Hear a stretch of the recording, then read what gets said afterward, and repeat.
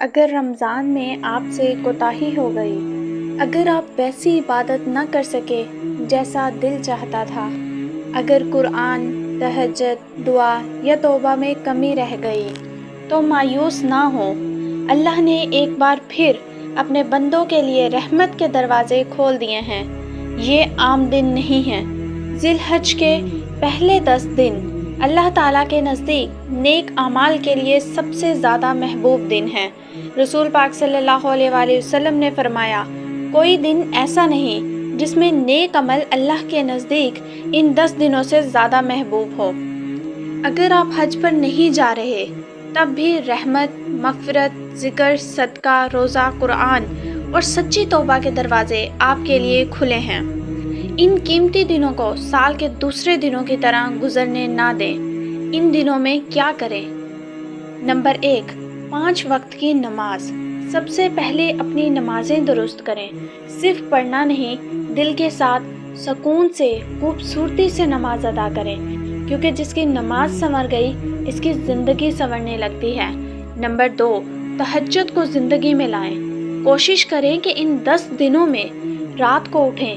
اگر صرف 10 منٹ بھی مل جائیں تو اللہ کے سامنے کھڑے ہو جائیں، روئیں، مانگیں، توبہ کریں۔ کبھی کبھی ایک سجدہ انسان کی تقدیر بدل دیتا ہے۔ نمبر 3، کثرت سے ذکر کریں۔ اپنی زبان کو اللہ کے ذکر سے تر رکھیں۔ سبحان اللہ، الحمدللہ، لا الہ الا اللہ، اللہ اکبر، استغفر اللہ۔ مختلف اذکار پڑھیں تاکہ دل حاضر رہے اور زبان صرف عادت میں نہ چلے۔ تکبیر تشریق پڑھیں۔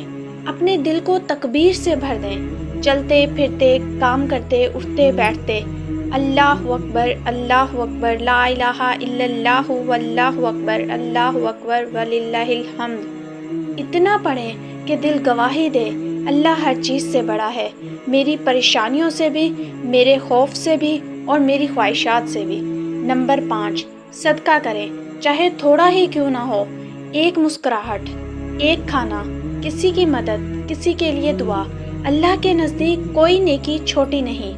نمبر 6، قرآن سے تعلق جوڑیں۔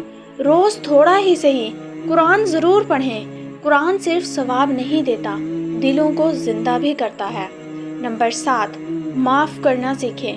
اگر کسی نے آپ کے ساتھ برا کیا ہے تو دل صاف کرنے کی کوشش کریں۔